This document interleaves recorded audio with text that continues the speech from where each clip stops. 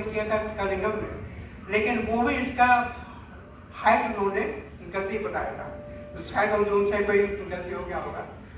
अगला, और ये एक्सकर्शन के दौरान जो ये इसका फोटो है, आप देख रहे हैं कि जहां पर ये एक्चुअल मंदिर है वो आधुनिक मंदिर वास्तव में जो ये प्राचीन मंदिर का अवशेष था उसी के ऊपर ये रेज किया गया।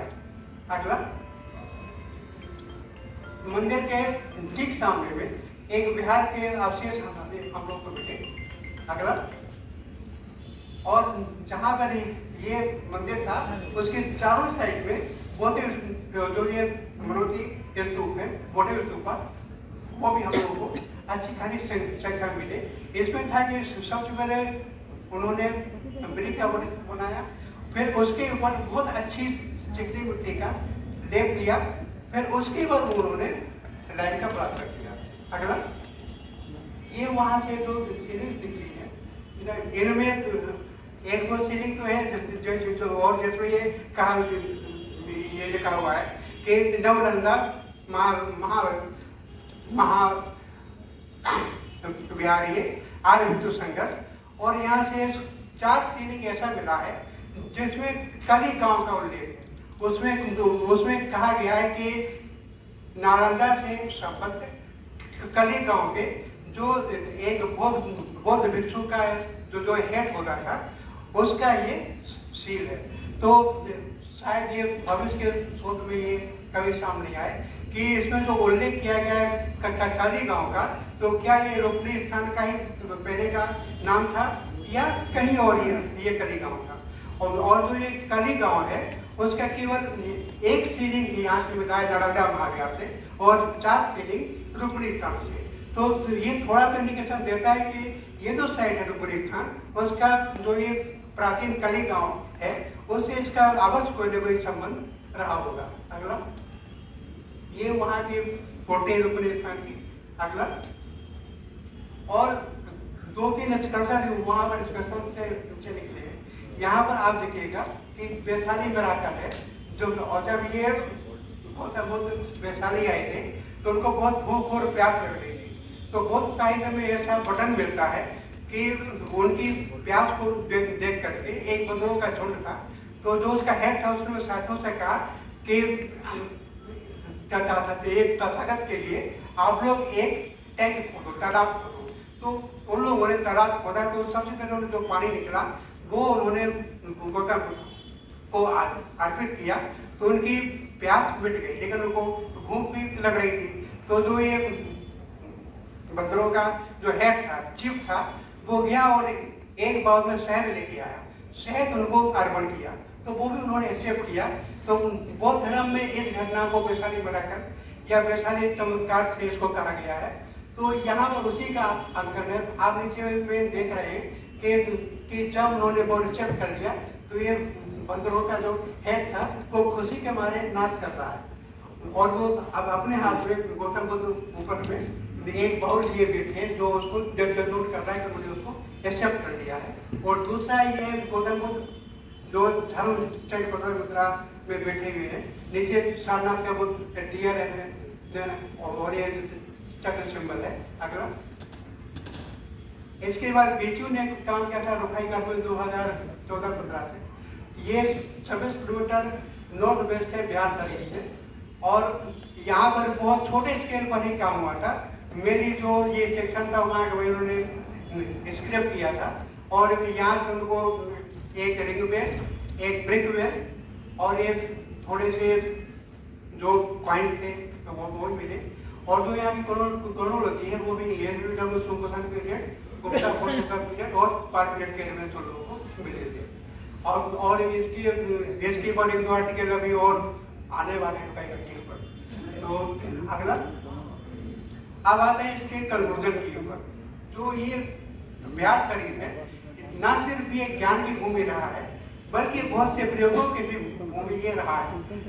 तो जहाँ तक हम बात करें, सबसे पहले एक वेद जानकारी आपको दे दूं कि बिहार शरीफ यानी उदंडपुर यानी उदंडपुर, यहाँ से एक लिपि का उद्भव हुआ है। तो शायद बहुत कम लोगों को ये जानकारी होगा कि एक लिपि जो इसका नाम है भिक्षुकी, यानी भिक्षुओं की लिपि।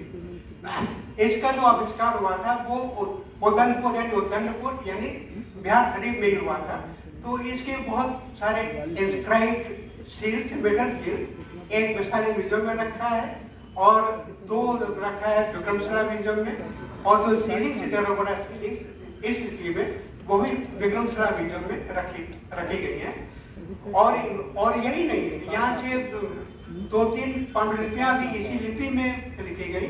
तो और जब यहाँ पर खिलजी का अपहरण हुआ तो यहाँ के जो बौद्ध भिक्षु लोग थे तो वो लोग यहाँ से नेपाल गए या तिब्बत गए। तो एक पांडुलिपि यहाँ मिली नेपाल में और 2 पांडुलिपि मिली थी तिब्बत में और एक शायद पहुंच गई थी चाइना। तो इस लिपि के ऊपर आपको जानकर अच्छा होगा कि भारत के लोग भले इसके ऊपर काम नहीं कर रहे, लेकिन इसके ऊपर भरपूर काम हो रहा है जर्मनी में। और एक पांडुलिपि का पूरी तरह उन्होंने अनुवाद करके इसको छापा दिया, प्रकाशित इसको किया।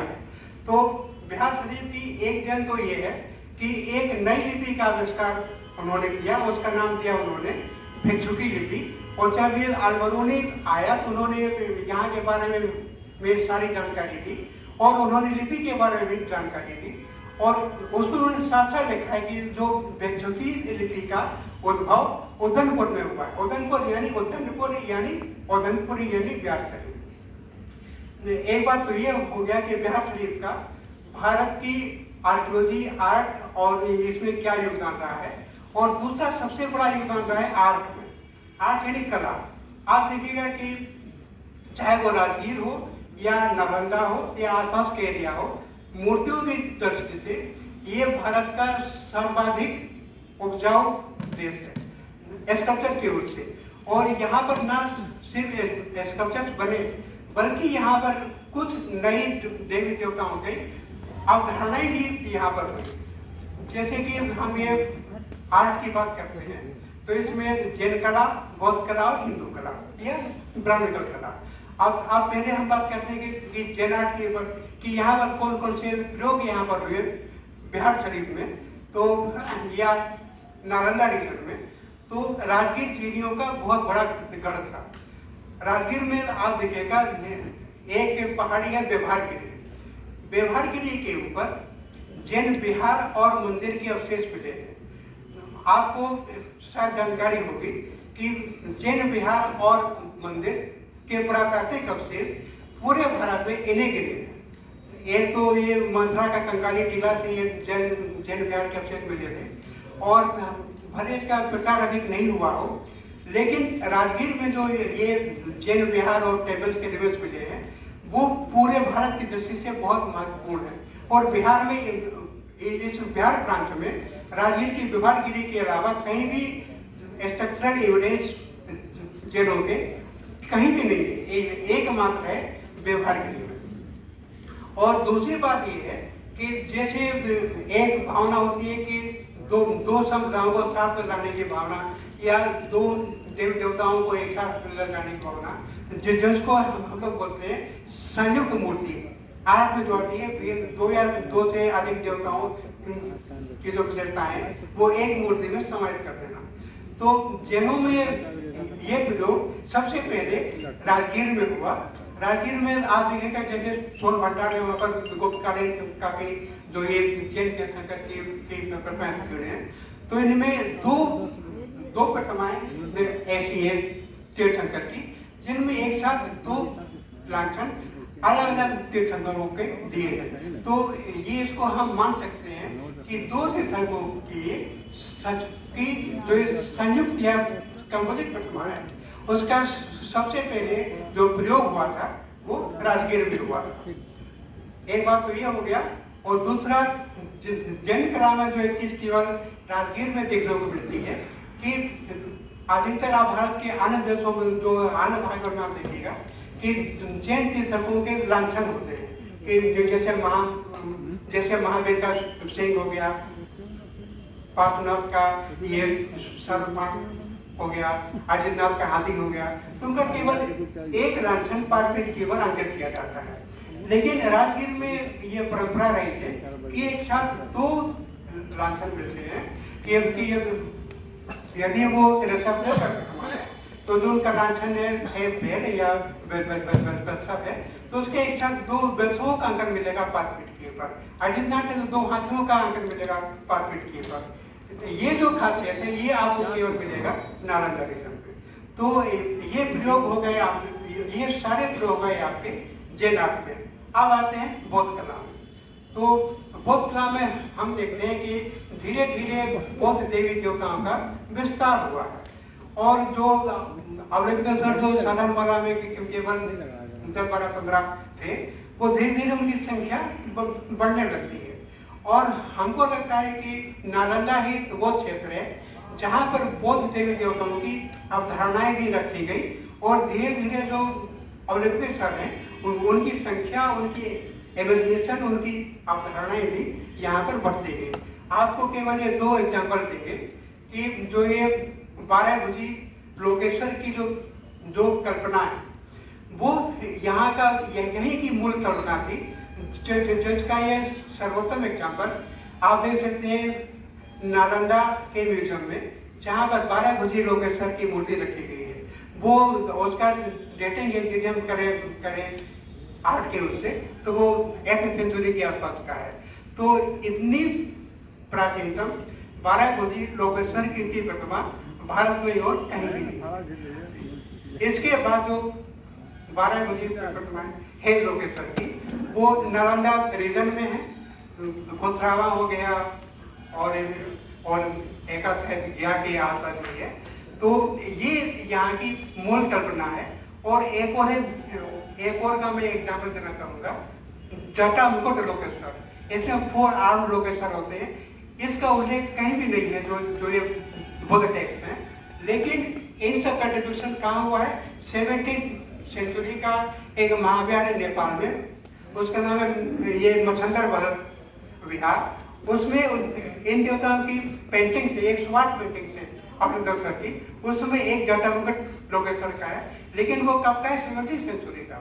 लेकिन यहाँ पर पाल पीरियड में ही हम लोगों को जटामुकुट लोकेश्वर का न केवल स्टोन में बल्कि धातु में भी ऐसी प्रतिमाएं मिलने लगी। और हमारे यदि ये ब्राह्मणिकल आर्ट में तो जो हम बात कर रहे थे संयोग प्रतिमाओं की, तो एक इसमें मिलता है सूर्य और विष्णु, दोनों हमारे हिंदू धर्म में आराध्य है।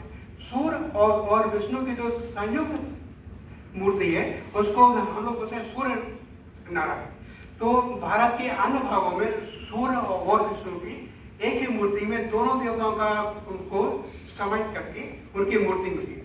लेकिन नालंदा रीजन में एक अनूठा प्रयोग किया गया कि एक ही जो स्टोन स्लेब है, एक साइड विष्णु का कर्म किया गया, एक और सूर्य का कर्म किया गया। तो ये यहाँ की मूलभूत कल्पना थी।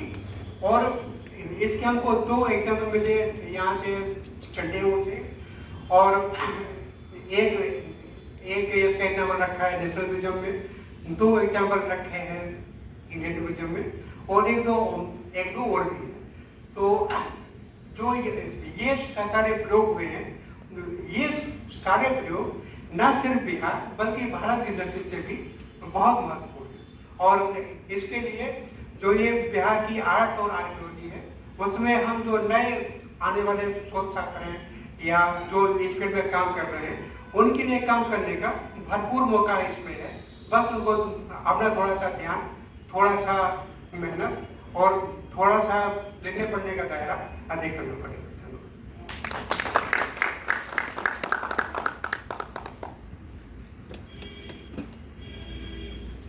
बहुत बहुत धन्यवाद सर।